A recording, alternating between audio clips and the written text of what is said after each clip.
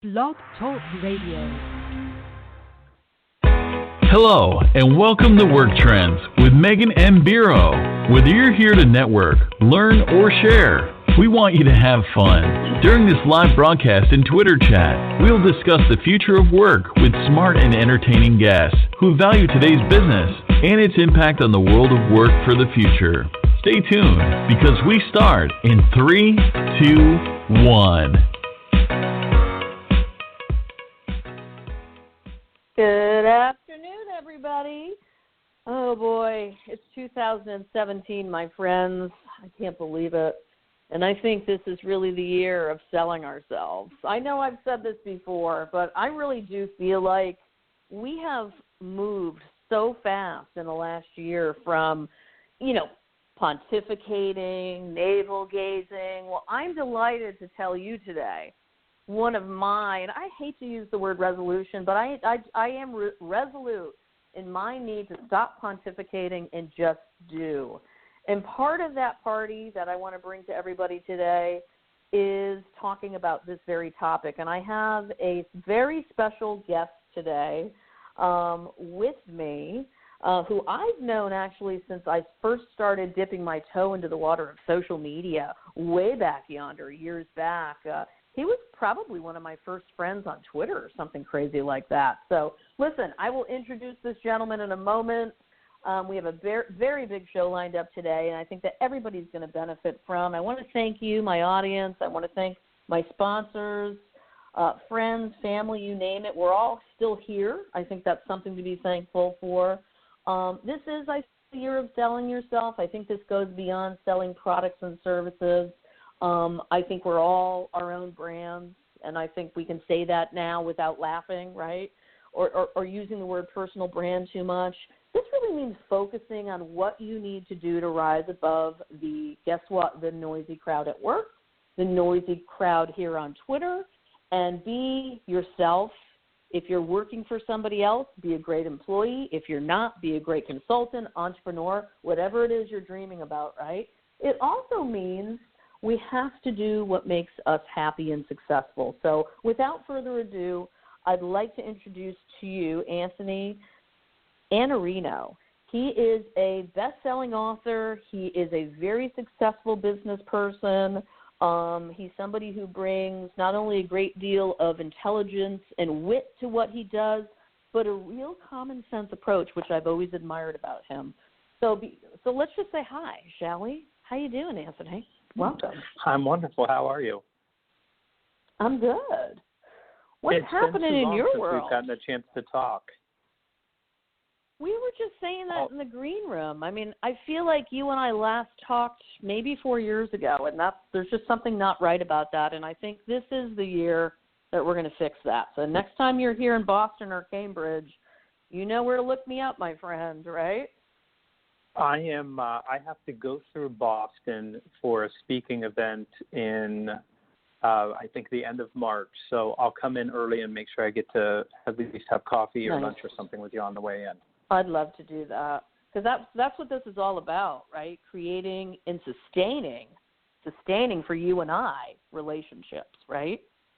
So there's no doubt about it. Yeah. I mean, being in touch is all about making an effort to do so. And to all my friends out there in 2016 who made the effort for me, and you came into town and you were doing a speaking gig or you were doing whatever you were doing and I didn't make time, I'm going to make time this year, because taking action is what it's all about, I tell you.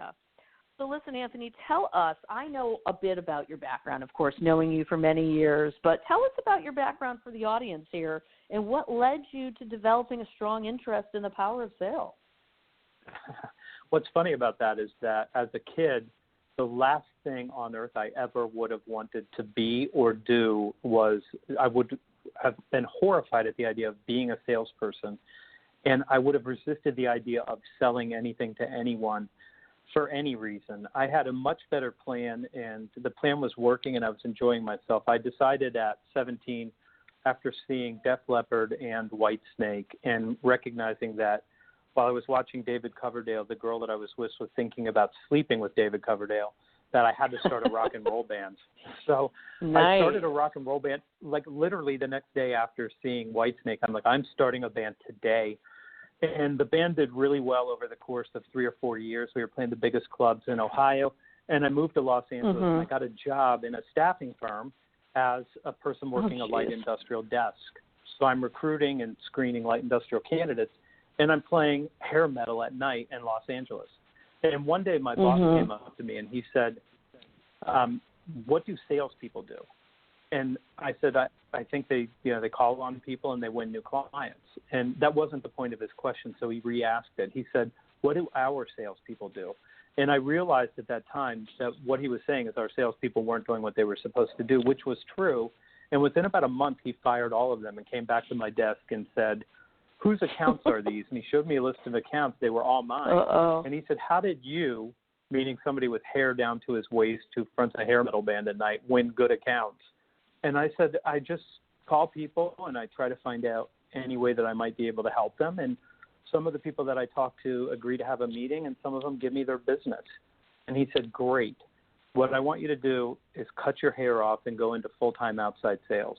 That's what he said. But what I heard him say was, I want you to cut your hair off and become a psychopathic axe murderer and go on a killing spree. Because I thought sales is manipulative, it's selfish, it's pushy, it's all these things that I'm not.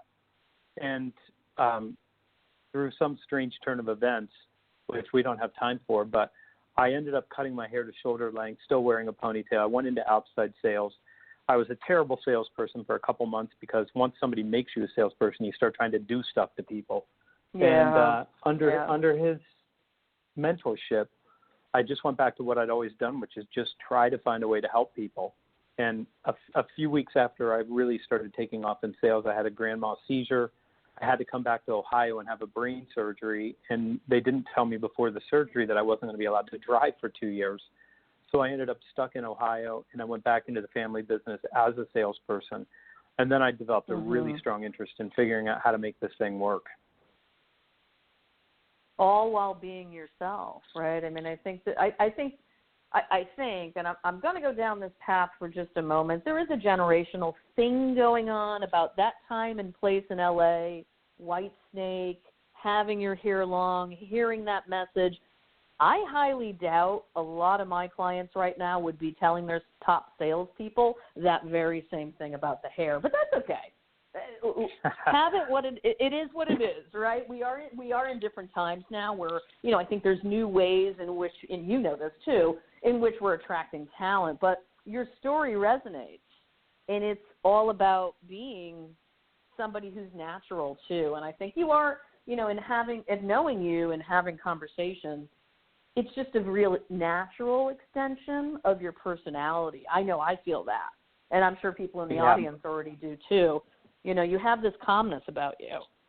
You're not trying to do anything. You're just being yourself. Yeah, and I think that's probably one of the best things if you start thinking about how do you sell yourself. If you're going to make this the year of selling yourself, how do you do that? Well, be yourself. I mean, that's the most important thing. Be authentic, be real, and you'll find your way to the people who appreciate that in you.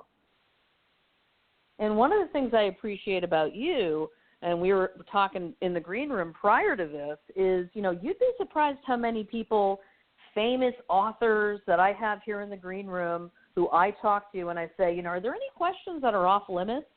And it ends up being a 5-minute conversation because they have all these rules set up and they're trying, they really want to have a persona when they come on here and talk to me, right? And they want it to match that brand, that personal brand. And it's just a lot of hoopla.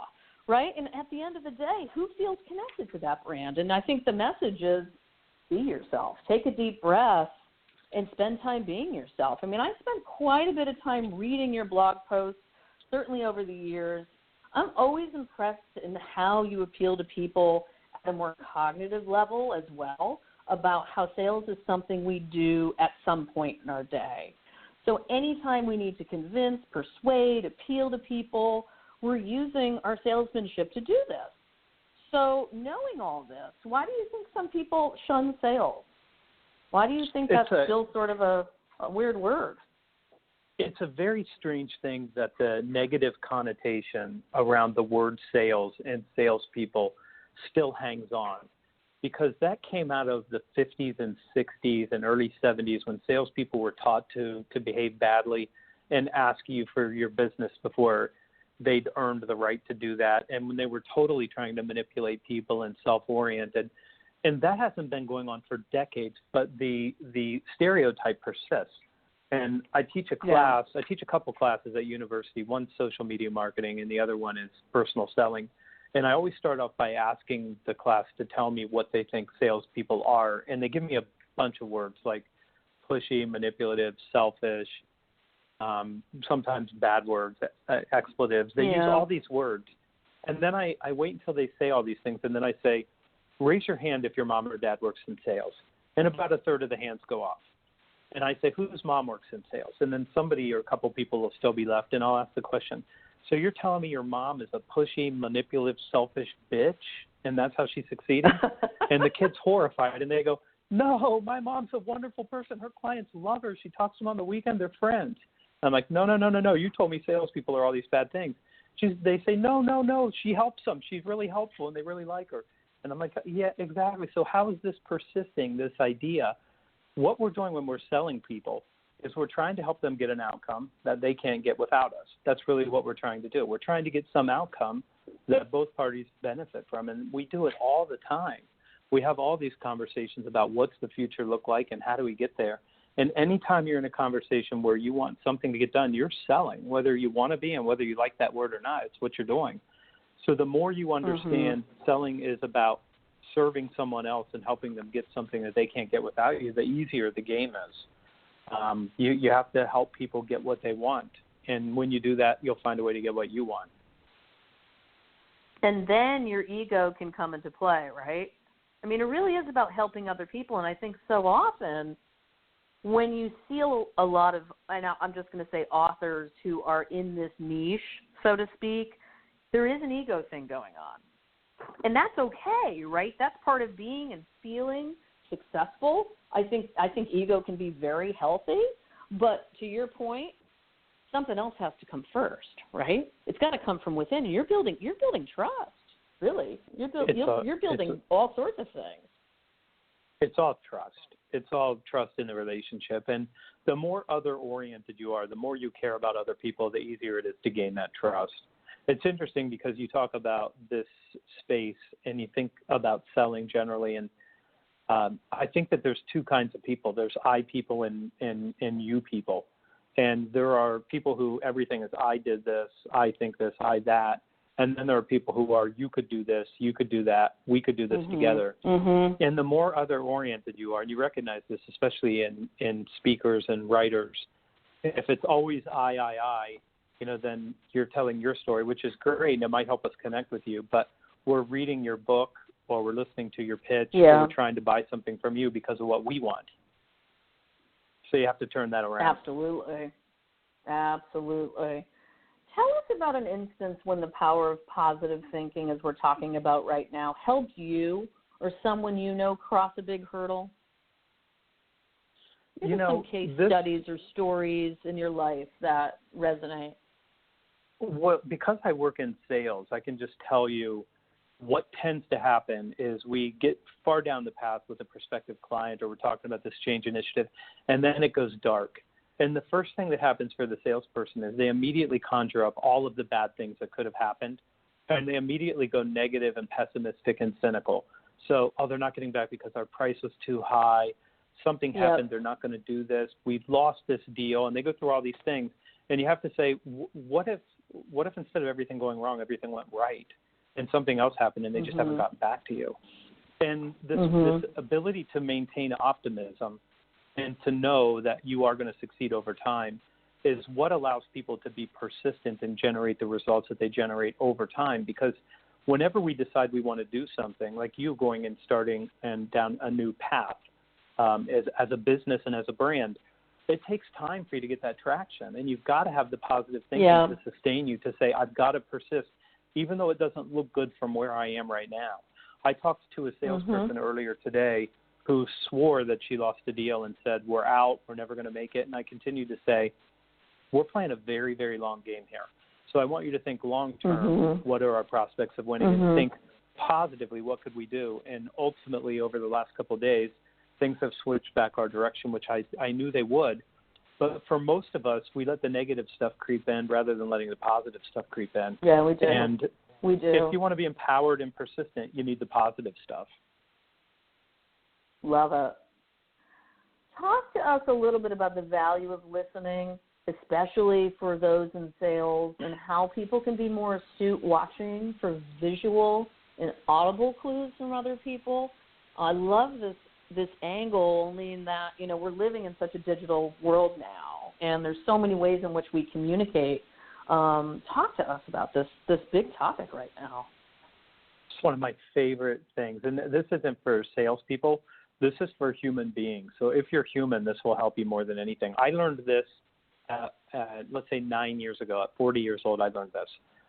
Most of the time when people are talking to you, they're not done talking even though they pause. So they'll finish saying something, and you'll think that they're done talking. But if you wait and you give it about a 4 count, if you just count to 4, 1, 2, 3, 4, the next thing that comes out of their mouth is way more interesting and way more important and way more revealing than what they said before that. And if you can stretch it to 8 and just leave that uncomfortable silence, somebody will say, you know, Megan, I really don't think I've done a good job at that.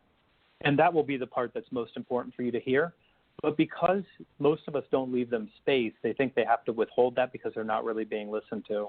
And I just read a study earlier, towards the end of last year, that we used to believe you have to look people in the eyes when you're talking to them, and it turns out the research is you generate trust by looking at their mouth while they're talking, because the fact that they can see you listening means that they trust you and that you're hearing them. So those are, I would say, if you just took one thing from this whole conversation, when you're in your next conversation, just pause for a 4 count when somebody's done talking and see if they're really done or not, and then notice how surprised you are that they're never done talking. Love it. There's something really magical about waiting. As somebody who can be impatient myself, I am going to take this nugget of wisdom from you and use it because I think it's brilliant. No, Megan, not you. We're talking about other people, right? No, we're talking about me. I love it. We're definitely going to use it because you're right. So often we rush to judgment, we interrupt, and we just don't listen, do we? We act without listening often. So I think that's, you know, in these really busy digital times, these times of massive transformation, you know, sometimes just listening, sometimes just waiting a couple of moments. So simple, yet give somebody your full attention. So hard to do, right? Yes. Absolutely. I loved one of your articles about 10 ways to grow and develop right now. And a couple of things on that list really stuck out to me. For instance, you stated to do the thing that might embarrass you and take on the task you dread or hate. What effect do these things have on a person's mindset? And I'd love to hear like how you cope with that and how you tackle some of the things you dislike doing. I think that the challenge for most people in doing something that they really want to do is just fear. It's the fear that I'm going to be embarrassed. It's the fear that people are going to judge me. It's the fear that I might fail and then people are going to say I failed. And if you want to do something, you need to go ahead and do it. And, you know, when you look at the short time that you have to do whatever it is you're going to do, you have to start doing it now. You can't wait. And if you're 25, you can't wait. If you're 45, if you're 55, you can't wait. You're not going to ever have more time than you have right now, and we don't know how much time that is. So you can't worry about being embarrassed. And the best thing that you can do is just embrace that I'm going to fail. It's going to be embarrassing. I have the ability to laugh at myself because I want this. And nobody ever starts out being exceptionally great at what they do. So if you look at people who speak, the first speech that you give is never close to what you wanted it to be in your mind. Or if you look at your book, I'm editing my second book right now, and the manuscript is okay, it's good. But that's why you go through the editing process, because you're rewriting and you're trying new things, and you end up with a different result. But you can't let the fear paralyze you from becoming who you're really supposed to become. And that's what happens to most people. They're afraid of taking action because they don't want to be embarrassed, or they don't want to be judged, or they don't want to be seen as somebody who failed. And you're going to fail, and you're going to learn from it. Failure is just feedback. Failure is feedback that you need to change your approach or do something different. Well, you also wrote about people being their own worst enemy. And I think it goes along the same lines, right? They stand, or we, all of us, stand in our way sometimes of success and don't even realize it. Is this a lack of confidence or inexperience on people's part? How does that resonate for you? Sometimes it's people just not really realizing how short of a time they have, and procrastinating and saying, you know, I can do this later. There may not be a later. And even if there is a later, the sooner you start down that path that's yours, the better. And people are apathetic, and they don't think that what they're doing is important. And in a lot of cases, when they're in companies, and you know this as a recruiter, if they don't have purpose and meaning, you know, they're apathetic. And so many years go by. You know, what's interesting about New Year's is that people make New Year's resolutions, and then a lot of people have the exact same year they had the year before because of apathy. And they don't go all in, going all in and doing what's necessary. And today, because of all the digital tools we have, I think a lot of people are distracted. They're distracted from what really should be their priorities by all kinds of things that really aren't their core mission or the reason that they're here.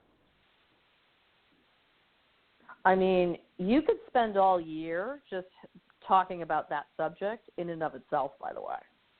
I mean, how many of us are spending time on Twitter, on Instagram, on Facebook, myself included, and going, what am I giving value? Am I providing value to people? You know, what are we experiencing? I mean, tell me a little bit. I know you've been in social media, and you know, as a writer, as a blogger, and now I might be as bold as to call you an influencer in a vertical space there. Tell us just a little bit about your journey with social media. I think, you know, and you're teaching a class. Just talk to us about that angle of what you're doing and how you're presenting yourself and how you're either selling or not selling on social media.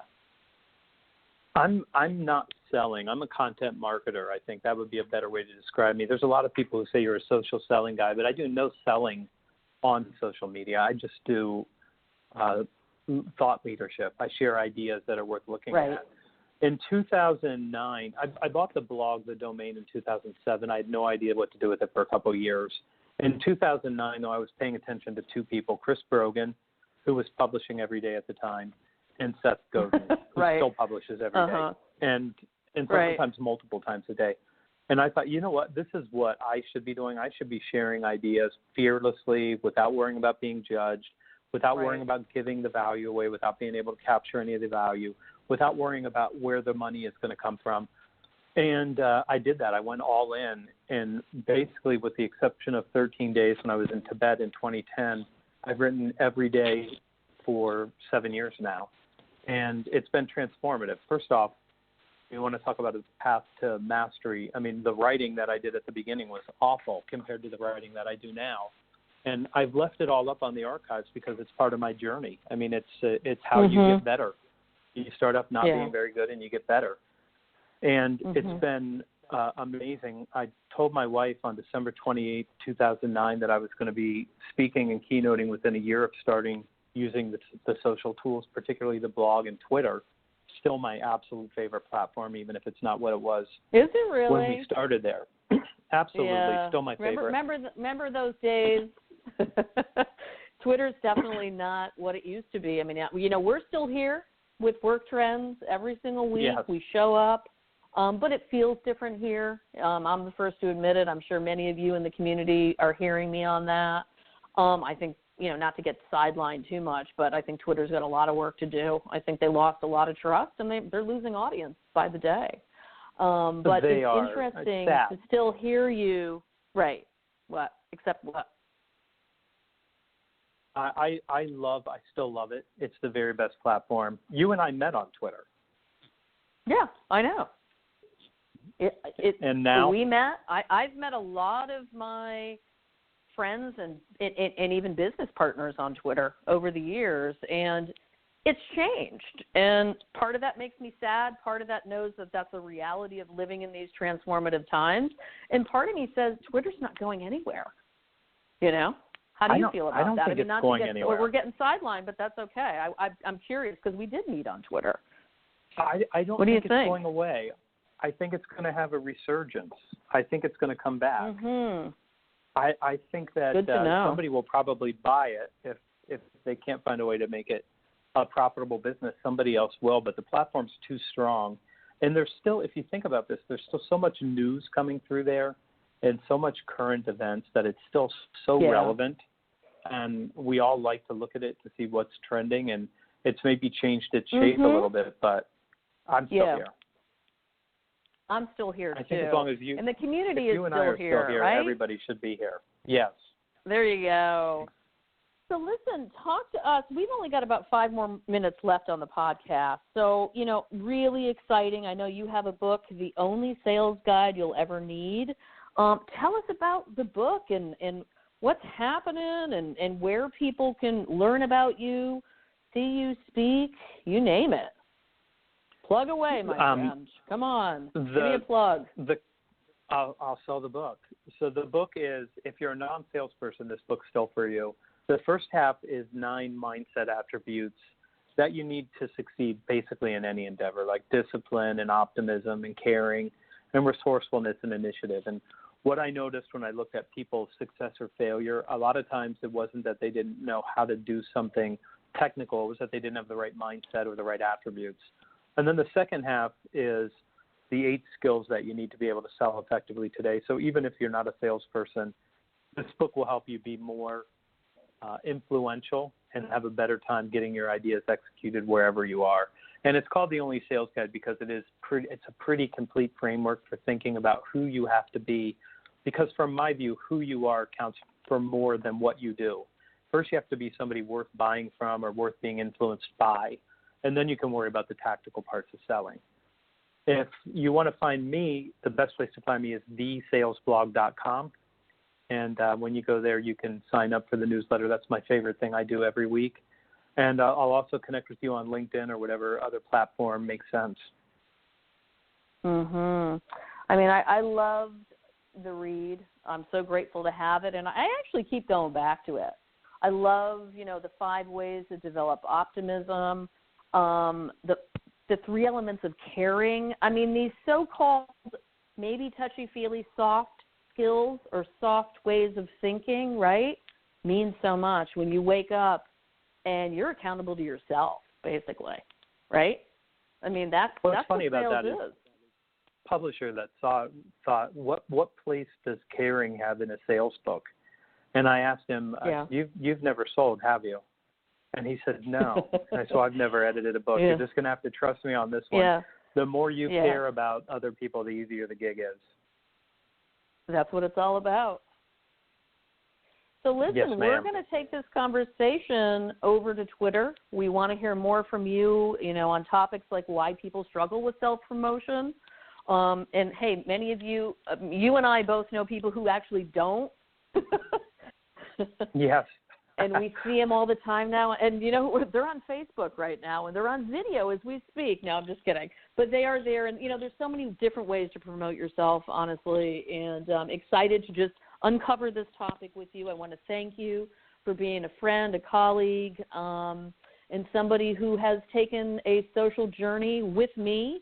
As somebody, you're one of the first people I met on Twitter, and I'm grateful for it. And I learn from you every week. So thank you, Anthony. And you and I will get coffee in late March. Looking forward to it. Thanks, everybody. Thanks for tuning too. in. We'll catch you over on the Twitters. Take care.